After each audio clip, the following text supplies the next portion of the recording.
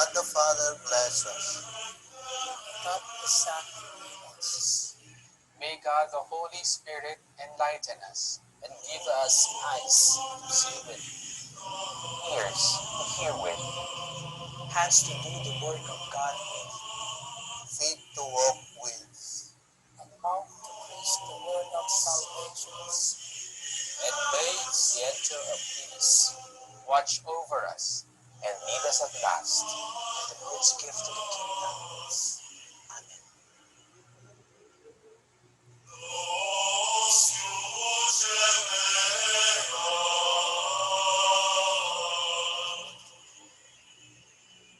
Amen. Amen. And Father, Son, the Holy Spirit. Amen. Again, good afternoon, teachers. So, our topic today is pagpahayag ng ideya sa matalinhagang estilo. So, ang matalinhagang estilo, bulol si ma'am. Okay. So, karaniwan kasi sa atin, dahil sa pang-araw-araw na pananalita, normal na salita o karaniwang salita na lang yung ginagamit natin. Pero mapapansin nyo yung minsan yung may mga kausap tayo na ang lalalim ng mga salitang ginagamit nila. Tapos minsan matalinhaga in a sense na kailangan mo pang isipan kung literal ba yung meaning na gusto niya sabihin o hindi, or merong hidden or nakatagong mensahe dun sa gusto niya sabihin. So dun nagkakaroon ng talinhaga yung mga salita. So ang paggamit ng mga matalinhagang salita, nagsasalamin niya ng malawak na karanasan nung naghahayag or nagpapahayag gamit ang pagsulat or pagsasalita. Also, ang matalinhagang pananalita or matalinhagang estilo, nagsasaad yan ng dami ng nabasa at lalim ng kultura.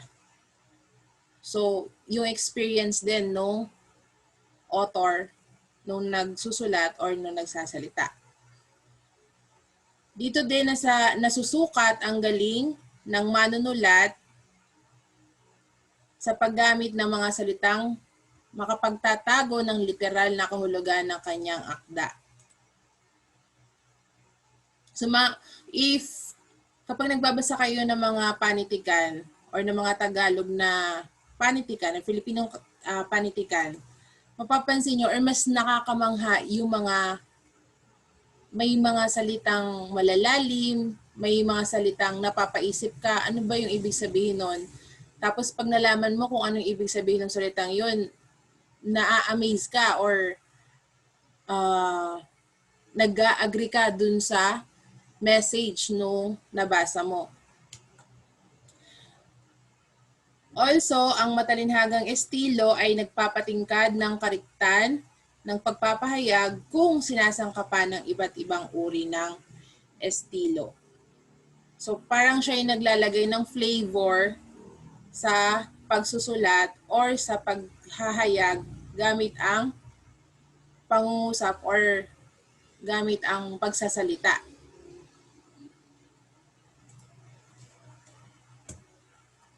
Okay. So, meron tayong mga iba't ibang paraan or iba't ibang uri ng estilo para magkaroon ng matalinhagang pagpapahayag. Pwede tayong gumamit ng mga idioma or idiomatic expressions, mga tayutay or figure speech, at allusion or referencing. So, idiomatic expression, ito yung mga dituwiran or ditahasang pagpapahayag ng gustong sabihin ng mga may kahulugang patalinhaga. So, para may hidden meaning siya.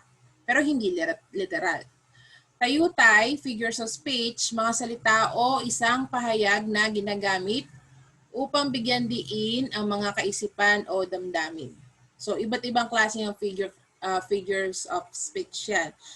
Since BS Ed English kayo, alam niyo yung mga figures of speech. Simile, hyperbole. So, pag-aaralan natin yung Filipino counterpart ng mga figures of speech.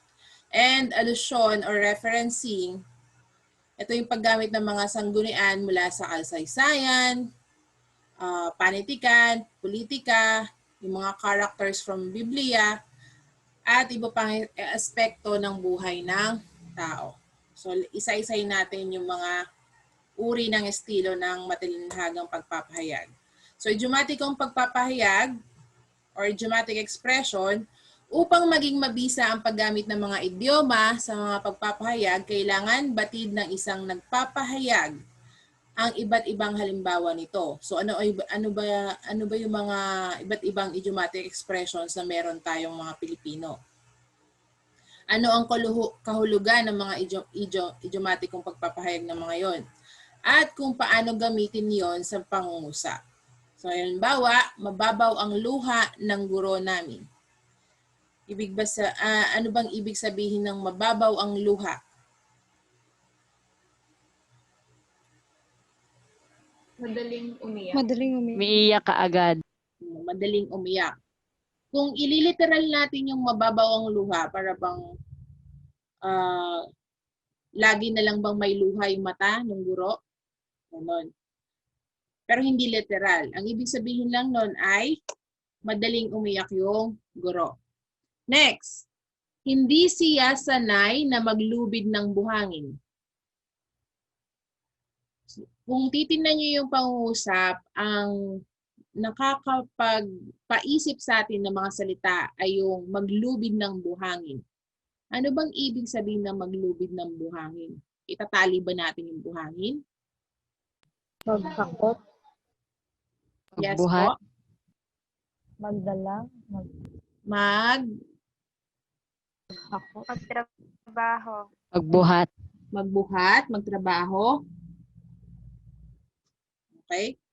So, hindi natin alam kung ano ibig sabihin ng maglubid ng buhangin.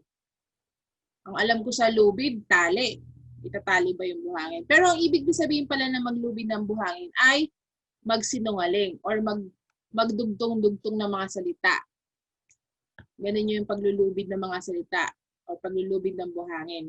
Nagsisinungaling, gumagawa ng kwento. Yun yung paglulubid ng buhangin. Number 3, matuto kang magbatak ng buto kung nais mong umasenso sa buhay. Magsipag. Sipag. Magsipag, magpursige, magtrabaho. So kung magbatak ng buto, literal, parang hahampas mo yung buto eh. Pero hindi naman. Ang ibig sabihin lang nun is magtrabaho. So idiomatic expressions, ito yung mga parirala or phrases na hindi natin kinukuha yung literal na meaning or literal na mensahe. Kundi merong siya nakatago or nakatalinhagang mensahe dun sa likod nung parirala or phrase na yon. Okay? Other examples of idiomatic or idiomatikong pahayag. Kayod kalabaw. Anong ibig sabihin ng kayod kalabaw? Kakayurin ba natin yung kalabaw? Hard work. Ay, wow. Masipag. Meron pala rin lalaki dito. Hardworking, masipag, or ibig sabihin, walang tigil sa pagtatrabaho. Kasi kung di ba yung kalabaw pagka nasa bukid, talaga maghapon na gano'n. Ganun yung gusto niyang ipahiwatig. Pero hindi na naman literal na kakayurin natin yung kalabaw. Next, nagtangingang kawali. Nagbibingi-bingihan. Right, very good. So, literal, nagtaingang kawali, ang gagawin mo bang hikaw yung tenga, yung kawali? May kawali sa tenga o may tenga sa kawali? Pero hindi. Nagtaingang kawali is nagbibingi-bingihan. Walang itulak kabigin. Walang masabi. Walang masabi.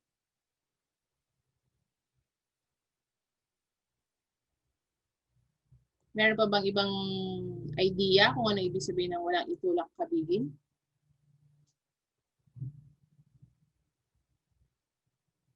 Pagka maraming maniligaw si Madam, walang itulak kabigin sa mga maniligaw ko. Suplada. Ibig sabihin, wala siyang... Walang papasa. Hindi naman. Pare-pareho silang, either pare-pareho silang mababait, magagaling, or pasado, or pare-pareho din silang hindi pasado. Parang nahihirapan siyang mamili. Pero hindi literal na itutulak mo at kakabigin. Yung kabig is kabaligtaran ng itulak. Hindi mo itutulak ng literal yung mga maniligaw. So, nahihirapan siyang pumili sa mga maniligaw niya. So, Nakakalito. oo, nalilito siya. Walang itulak kabigin.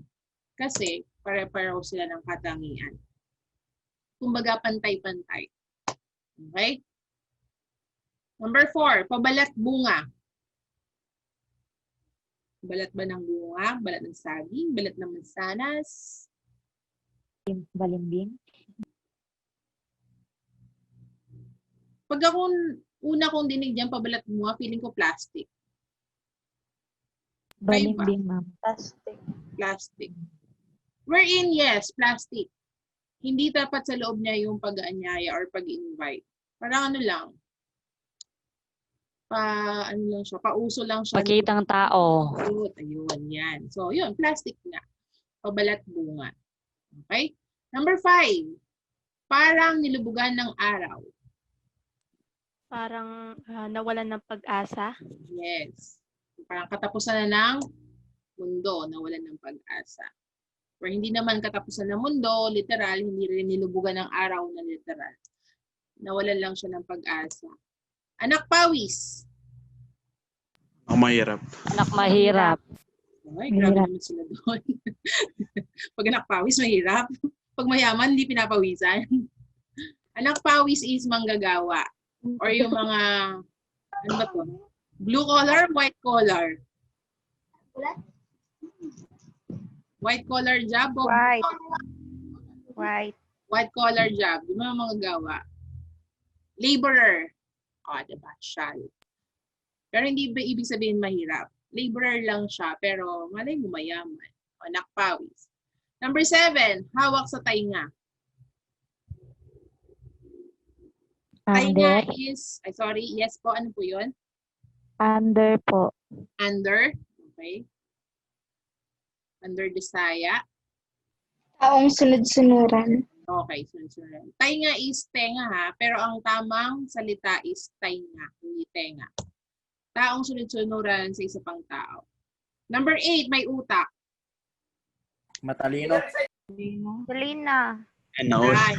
Bonakid. Bright. Ganon.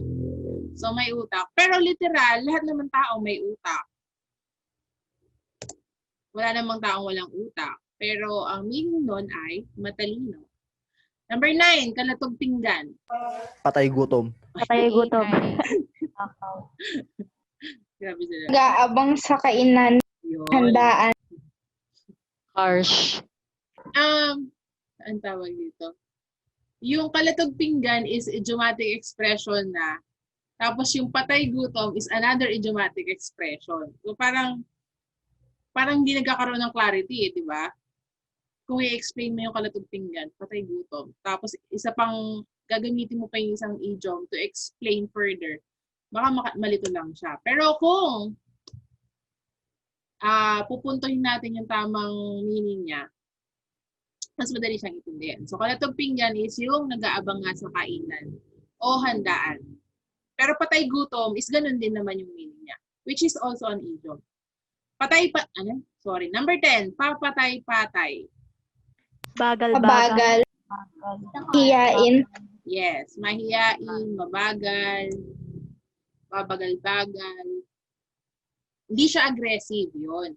Papatay-patay. Meron kasi yung talagang on the spot, alam na niya yung gusto niya, alam niya yung gusto niyang gawin, gagawin niya. Yung iba, hindi aggressive or passive lang. So, slow people yung mga, so papatay-patay, babagal-bagal. Alright, so those are the examples of idiomatic expressions at marami pang idiomatic expressions actually ang Filipino. Even the English, crying over spilled milk, di ba? Most common. Break a leg. So those are idioms. Okay? Question about idioms? Wala? Okay naman tayo sa idioms, di ba?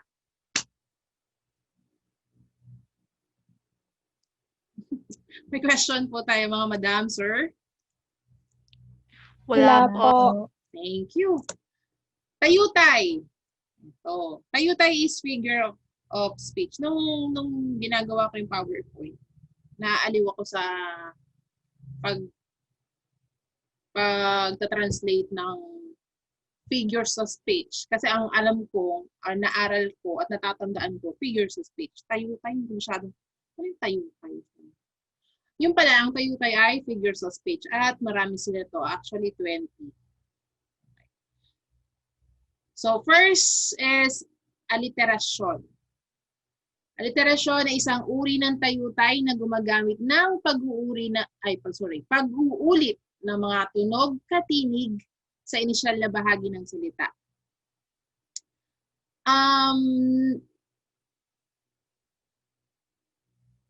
Ang figures of speech na alam natin is parang idiomatic expressions, tama?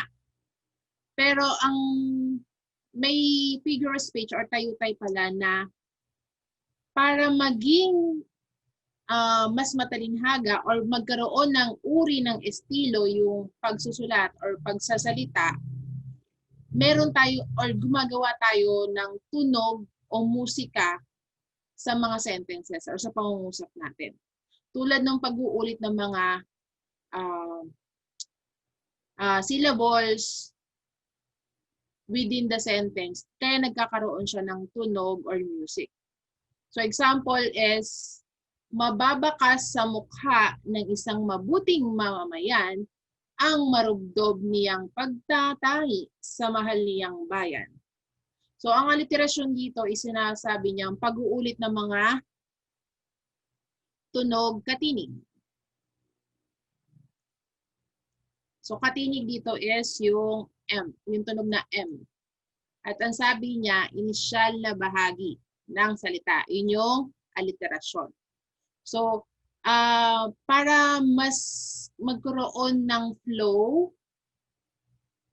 or style yung pagsusulat ng panitikan or pagbibigkas ng mga salita or pagpapahayag, merong talagang, pag naumpisahan mo sa M, tuloy-tuloy na M yan. Pag nag-umpisa sa kata, maraming tayo nakikita mo sa sentence. So, doon nagkakaroon ng tunog or music yung sentence. Okay? Isa pang uri ng pag-uulit ng tunog, bukod sa aliterasyon, ay number 2, which is, assonance.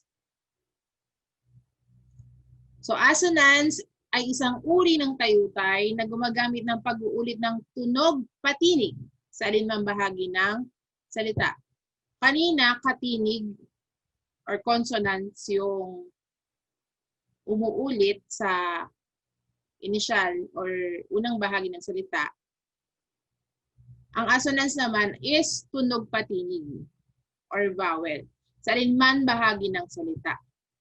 Example, nasisiyahan ka palang manghiram ng ligayang may hatid na kamandag at lason. Okay? So, ang nag-uulit-ulit dito is yung pagdidiin ng I. At yung pagpapartner ng kamandag at lason. So, papansin nyo is nag-uulit yung tunog ng patinig. So, nagkakaroon siya ng tono, music, or pag-uulit ng tunog. So, that is aliterasyon, tunog katinig, assonance, tunog patinig. Napag-aralan nyo ba to, yung English counterpart nito? Alliteration is alliteration din. Assonance is assonance. Parang tinagalog nga. Do you remember them? O napag-aralan nyo na ba sila? Yes po. Ay, good. Apo, Galing. senior high. Senior high. Ano yung napag-aralan nyo? Yung English o yung Tagalog? English po. English po. English po. English po. Bakit ako hindi ko maalala yun?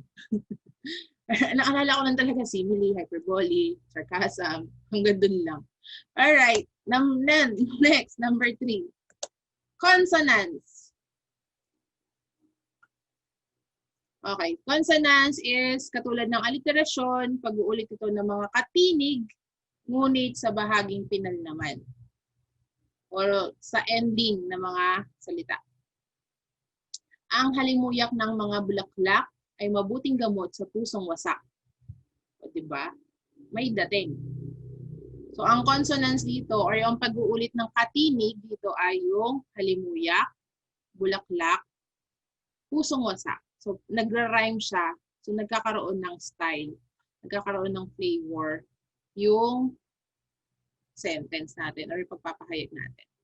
So, alliteration, assonance, consonants, and then number 4, onomatopoeia. In English, onomatopoeia. Siya din. Paggamit ito ng mga salitang may angkop na tunog. Okay?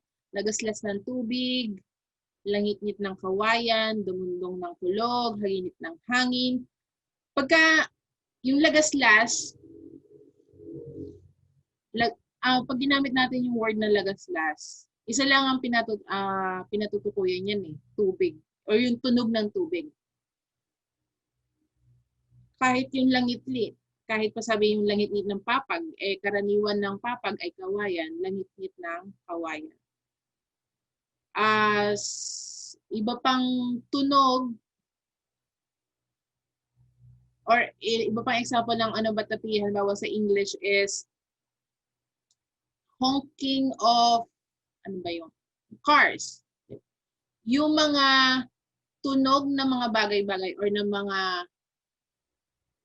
hayop, sila na mismo yun na mismo ang ginagamit natin to refer kung paano i-describe yung tunog nung gumagawa nito.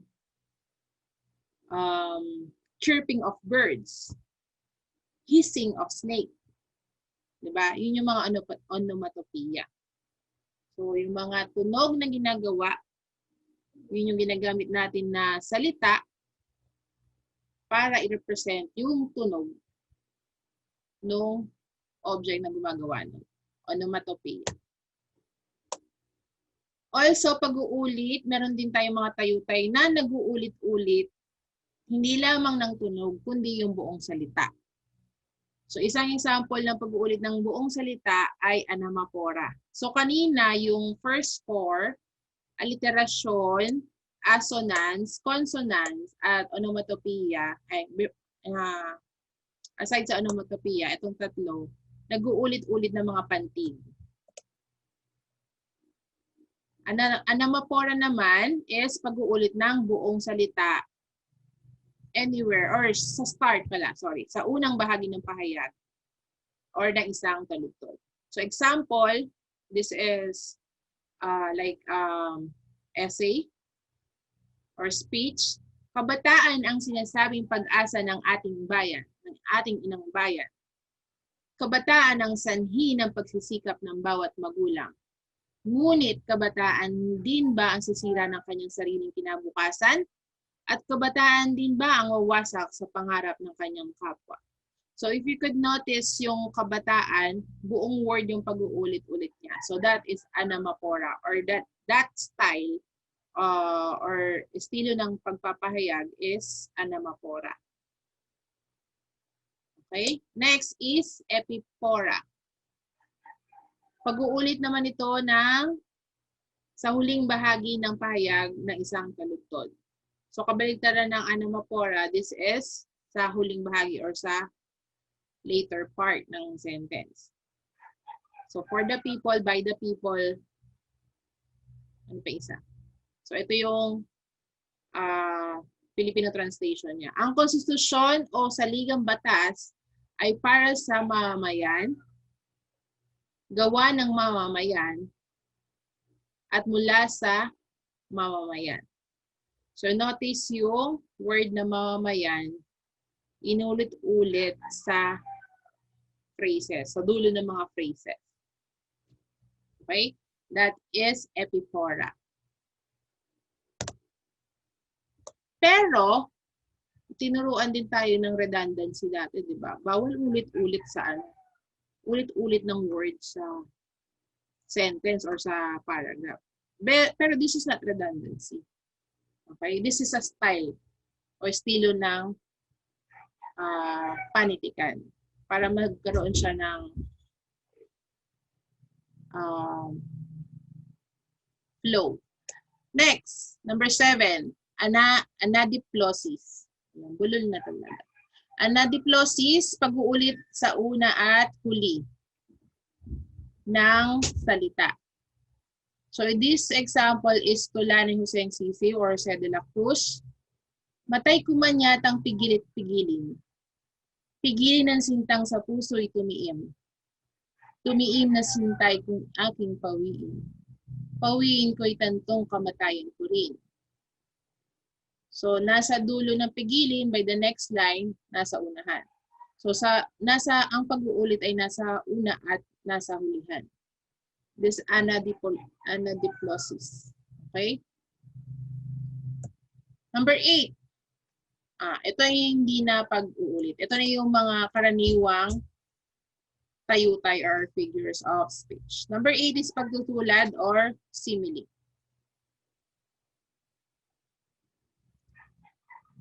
Dito ang pagtutulad o simile ay dito wirang paghahambing ng magkaibang bagay, tao, o pangyayari pagkat gumagamit ng pariralan tulad ng, para ng, gaya ng. Example, tumakbo siyang tulad ng isang mailap na usa nang makita ang papapalapit na kaaway. Ano yung English counterpart ng tulad ng simile? Like or as. Like as, such as, similar with, di ba? Like an. Okay. So, yun yung simile. And pag naghahambing tayo ng simile, karaniwan na hindi sila magkapareho. Hindi isang tao at isang hayop. Hindi sila pareho ng uri. So, ganun ang pagtutulad o ang simile. Naghahambing tayo ng magkaibang bagay, tao, or pangyayari. Okay? Next. Pagwawangis o metaphor. So, metaphor ay tuwirang paghahambing pagkat hindi na gumagamit ng nabanggit na parirala. Hindi sila gumagamit ng tulad ng, gaya ng, para ng. So, yan yung metaphor or pagwawangis. Example, isang bukas na aklat, sa akin ang iyong buhay, kaya't huwag ka nang mahiya pa. Kung simile ito, meron siyang pariralang tulad ng, gaya ng, para ng. So, tulad ng isang aklat ang iyong buhay sa akin. Kaya huwag ka nang mahiya. Kaso, dahil wala siyang ganung parirala, na-classify ito as metaphor. Ang kinukumpara natin or hinahambing natin is yung aklat, bukas na aklat, at yung buhay. Ang ibig sabihin nito, o ang matalinhagang ibig sabihin nito ay open book. Ano ba ibig sabihin ng open book? Walang itinatago, di ba? Di ba guys? Yes. Number 10. Pagbibigay ng katauhan or personification. Personification. So, personification is inaaring tao ang mga bagay na walang buhay sa pamamagitan ng pagkakapit sa mga ito ng mga gawi o kilos ng tao. Example, mabilis tumakbo ang oras patungo sa kanyang malagim na wakas. So, ang personification dito is yung pagtakbo ng oras, wherein ang oras ay walang buhay, hindi maaaring tumakbo.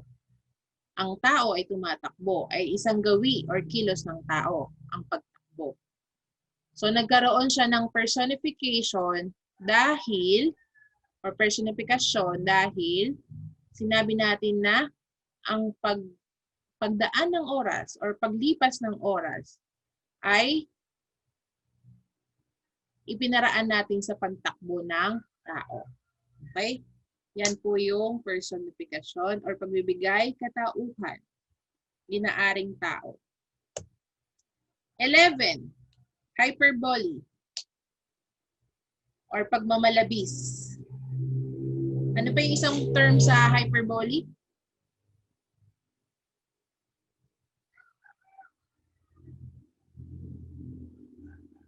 Exaggerated. Yes, correct. Exaggeration. Over. So, lagpas sa katotohanan o eksaheradong ang mga pahayag kung pakakasuriin. Sa dami ng mga binimbitang kababayan, bumaha ng pagkain at nalunod sa mga inumin ng mga dumalo sa kasalang iyon. Bumaha ng pagkain. Imaginein, bumaha ng pagkain. Nalunod sa mga inumin ng mga dumalo. Hindi nakakatuwa, malunod. Pero hindi naman daw ganun. Exaggerated lang or labis or lagpas sa karaniwan or sa katotohanan yung pagde-describe nila or pagbibigay nila ng paggamit ng mga salita upang mag-describe ng pangyayari. Okay? So that is pagmamalabis or hyperbole. 12. Pagpapalit tawag or metonymy. So pagpapalit tawag or pagpapalit or paghahalili. So may pinapalitan tayong salita o ngalan. Example, naging tala siya sa klase dahil sa kanyang galing. Literal, naging between ba yan? Naging tala, naging star, pero hindi. So tala, naging sikat. Ang normal is, ang karaniwang salita, naging sikat siya sa klase. Pero ang here's the result of research. Nagpapalit tawag tayo or metonymy.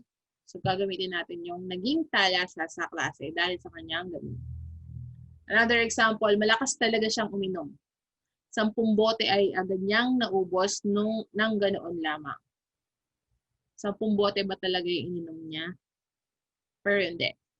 Ang ngalan dito is, yung 10 bote, ang karaniwan, malakas talaga siyang uminom. Ang alak ay agad niyang naubos. Alak naman talaga yung iniinom, di naman yung bote. Pero para mabigyan natin ng kulay yung pagpapahayag, sinabi nating 10 bote para ipakita na marami yung nainom niyang alak. O yan yung pagpapalit tawag or metonymy. 13. Pagpapalit saklaw o sinekdoki. Ito, hindi ko na ito maalala. Ano yung sinekdoki sa English? Meron ba? Naalala niyo ba? Anecdote. Synecdoche. Galing-galing. So, binabanggit ang bahagi bilang pagtukoy sa buuan. So, yun. Ang normal nga na example ng pagpapalit sa saklaw is kamay ng dalaga. Naalala ko lang to dun sa example.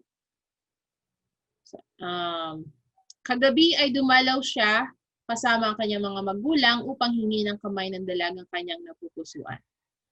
So, pagpapalit saklaw or yung sakop or yung scope, hindi lang naman yung saklaw or yung kamay nung dalaga yung hihingi niya. Alagang puputulin naman yan, hindi naman. Ang gusto niya sabihin, ang tinukoy niya is bahagi lang nung kabuuan. Pero ang talagang literal na meaning niyan is yung dalaga, yung gusto niyang hingin mula sa magulang or ipagpaalam mula sa magulang. Okay? So, yan yung pagpapalit saklaw. Number 14. Paglumanay o euphemismo. paggamit ng mga salitang magpapabawas sa tindi ng kahulugan ng orihinal na salita. Ito na-encounter natin last chapter yung euphemism. Magkakaroon din lamang siya ng babae ay bakit isa pang mababa ang lipad. So euphemism, so imbis na ang gamitin niya is like dun sa babae, kabit, kirida, parang masyadong tahasan yung magkakaroon din naman siya ng kabit. Bakit pa sa isang prostitute? So binawasan natin yung tindi ng kahulugan gamit ang euphemism. So magkakaroon din lang siya ng babae. Bakit pa sa isang mababa ang lipad? So less yung intense or tindi ng kahulugan. Paglulumanay o euphemism. Number 15. Rhetorical na tanong. Isang uri ng papahayag na hindi naman talagang kailangan ng sagot. Ngunit ang layunin ay maikintal sa isipan ng nakikinig ang mensahe. Ito normal na ginagamit natin sa essays. Or pag sa paggagawa ng speech or sa essay, di ba? Yung mga una nyong pangungusap or mauna nyong salita, or paragraph, puro statements. Tapos, para magkaroon siya ng variance or flavor, bigla-bigla may itatanong ka, tama ba? Pero hindi ka naman nag-expect ng sagot from your reader or from your listener. So, rhetorical na tanong. Example, magagawa kaya ng isang ina na magmaramot sa isang anak na nagugutom, may sakit at nagmamakaawa? Hindi naman siya naghihintay ng sagot. Pinapakita lang niya na yung intensity ng situation. Okay? So, rhetorical na tanong. 16. Pagsusukdol or climax. Climax. Obvious na obvious yung English. Climax. Paghahanay ng mga pangyayaring may papataas na tinig, antas o sitwasyon. So, pataas ng pataas yung pagkukwento niya or paglalahad niya. Mabilis na humupa ang hangin, napawi ang malakas na ulan. Muling sumilay ang liwanag ng araw na nagbabadya ng panibagong pag-asa. So, pataas ng pataas. So, ibig sabihin ng pataas ng pataas ng antas is papunta siya sa climax. Na ang sukdol, di ba? Sukdol is taas or yung tuktok. Okay? Ang kabaligtaran naman ng climax or pagsusukdol is,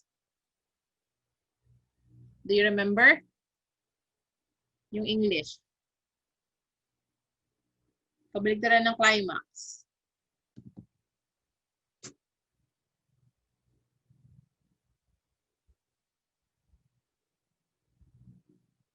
Tiyanan! Wala. Ang kabaligtaran ng climax ay anti-climax. O, naalala niyo na. Okay. Balita ko kasi may mga ganito sa let-let eh. Eh, kayo pa man English.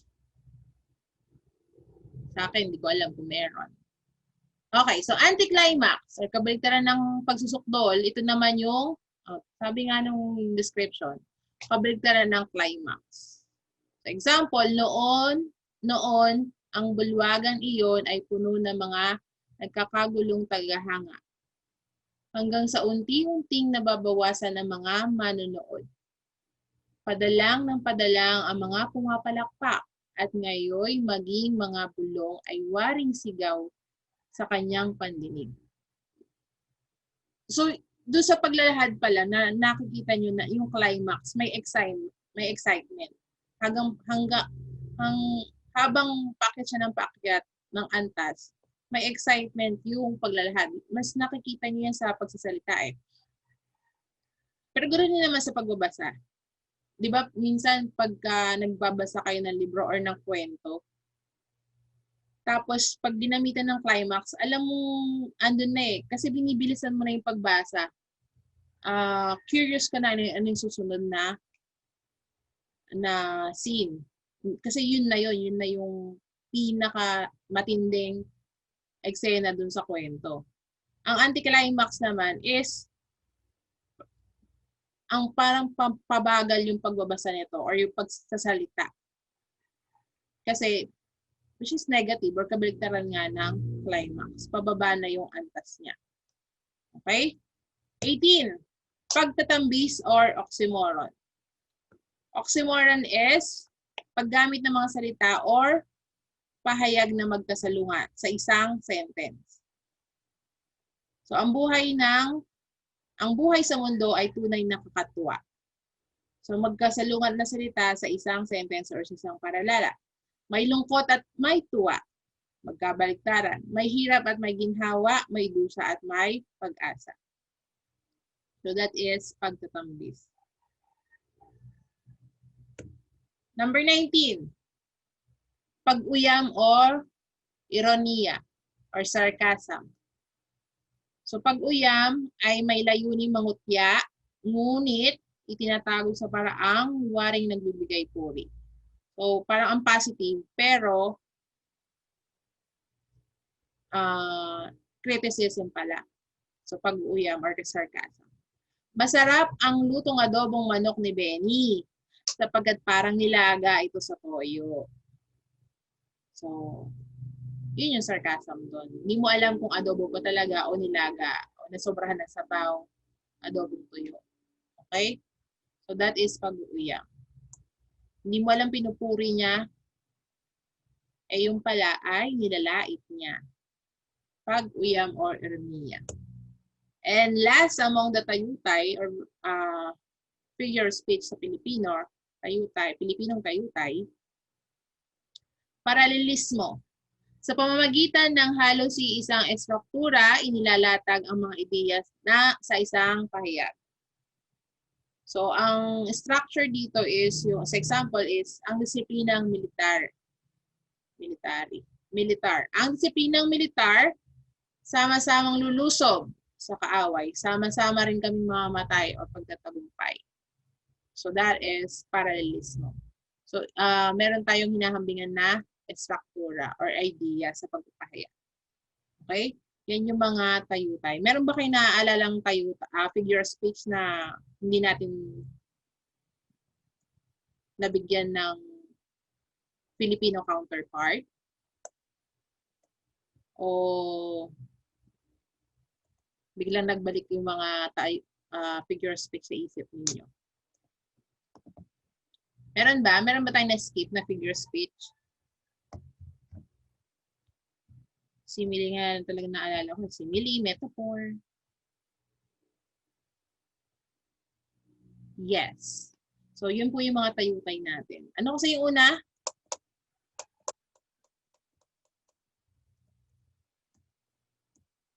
Alliteration. Assonance. Kasunod niya is consonants. Onomatopoeia. Anapora. Epipora. Ito yung magkabaligtaran.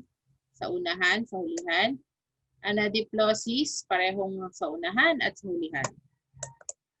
Pagtutulad o simile,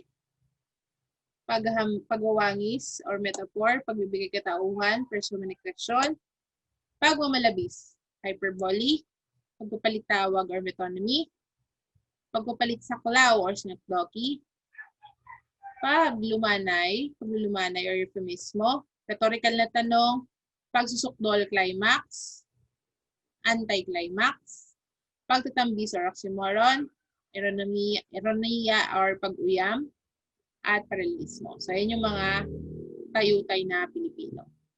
And lastly is, so we have idiomatic expressions, so tayutay, and the last is allusion or allusion. At ang allusion is karaniwang lima lang sila. Allusion sa geografiya, allusion sa Biblia, allusyon sa metodolohiya, allusyon sa literatura, at allusyon sa kulturang Pilipino. So, ang allusyon is referencing. something na sikat, i-reference natin para maipakita natin na ganun katindi yung yung characteristics ng nire-reference natin is sinasabi natin na ganun din yung characteristics nung dinidescribe natin. So example, alusyon sa heograpiya. Ang Mount Apo ay tinuturing na pinakamataas na bundok sa ating bayan. Kaya ito ang Mount Everest ng Pilipinas. So pareho silang, ang Mount Everest is yun yung heograpiya dito. And Mount Everest is pinakamataas na bundok. Highest peak in the world. So dahil highest ang Mount Everest in the world, ang counterpart niya sa local sa Pilipinas is Mount Apo, which is the highest peak sa Pilipinas. So yan yung heograpiya. Ano pa yung example ng heograpiya? Bawa, sa example, sa Tarlac ay napakaraming Katoliko. Kaya naman itinuturing itong Vatican ng Pilipinas. Diba? So yan yung heograpiya. Ang paggamit ng alusyon, either heograpiya, Biblia, mitolohiya, literatura or kulturang popular, dapat may alam ka dun sa description nung i-reference natin para magamit mo siyang tama. So, masasabi natin na yung mga gumagamit ng alusyon or nag-reference is talagang nagbabasa rin sila or marami silang binabasa. At doon sa nababasa nila, may napupulot silang mga bagay-bagay or fun facts na ginagamit nila as reference kapag naman sila yung gumawa ng panitikan or naghayag ng panitikan. Okay, next is alusyon sa Biblia. So this is in reference of biblical characters. So nagsilbing Judas Iscariote si Bernard nang pagtaksilan niya ang kanyang amo. So ang kwento ng Judas, binitray niya si Jesus. So ganun din yung nangyari kay Bernard. Binitray niya yung amo niya. So that is alusyon sa Biblia. So dapat may pagkakapareho yung ni-reference mo at saka yung dinidescribe mo. Number 3 is alusyon sa mitolohiya. Si Steph ay kilala bilang isang Venus sa kanyang barangay dahil sa angkin niyang kagandahan. So Venus, ito yung mitolohiya or character sa mythology.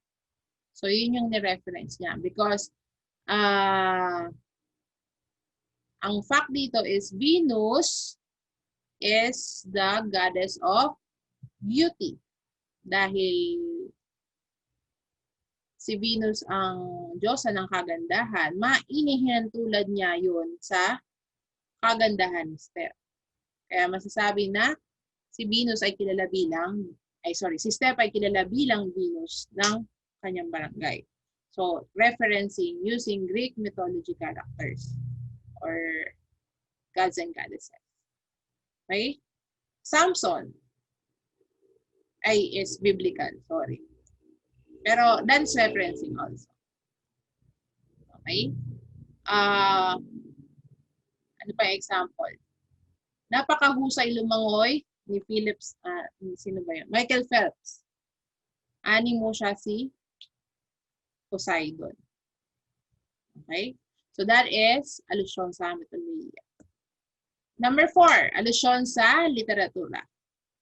Sa taglay niyang kakisigan ay hindi maitatanggi na siya ang Florante ng kanyang sityo.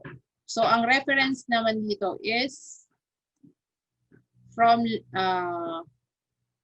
literature pieces, panitikan, na hindi biblical at hindi rin mythology. Okay, so Florante at Laura. Florante is nagpapakita ng kakisigan na yun yung ginamit ng reference or alusyon. And lastly, alusyon sa kulturang popular or pop culture. Ito yung trend or sikat. Usually from showbiz, movies, artists, singers, pop culture. Example is, si Carl ang James Reid ng kanilang klase, samantalang si Bernadette naman ang Nadine Lustre. So, James Reid and Nadine, sila ay tambalan or yun yung antang tambalan. Sila yung mag-partner. So, sinasabi natin dito na si Carl at si Bernadette, sila yung mag-partner sa klase. Okay? So, alusyong popular. So, again, ang paggamit ng alusyon is kailangan may alam ka, alam mo yung characteristics nung nire-reference natin or ginagamit natin reference para ma-relate natin siya dun sa dinidescribe natin or magamit natin siya ng wasto sa ating paghayag or sa pagbuo ng pangusap. Okay? So, yan po yung tatlong paraan or uri ng estilo sa pagpapahayag. Idiomatic expressions, tayutay, at alusyon. Question po?